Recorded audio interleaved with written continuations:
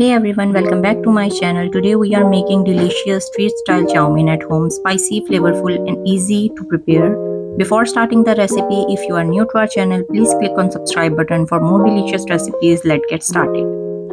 In a bowl, add 500 gram of chicken strips. Marinate these strips with 1 egg, 1 teaspoon of salt, half teaspoon of black pepper, 2 tablespoons of cornflour. Mix well and let it marinate for 1 hour. Then heat 1 cup of oil in a pan. Once heated, fry the marinated chicken until light golden. Make sure to fry the chicken from both sides. Then add 2 small sliced onion and saute it for 2 to 3 minutes. Now add half tablespoon of garlic paste, half tablespoon of ginger paste. Mix everything well. Add 1 small shredded cabbage, stir and cook for 5 minutes.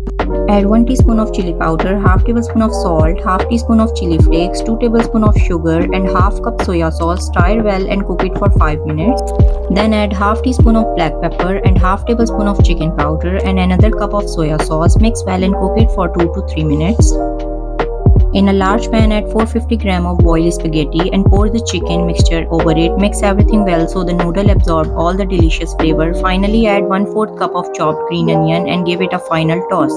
And there you have it, perfectly spicy, flavorful, street-style chow mein made right at home. Do try this recipe and don't forget to like, comment and subscribe for more delicious recipes like this one. Stay tuned for more delicious recipes. Happy cooking!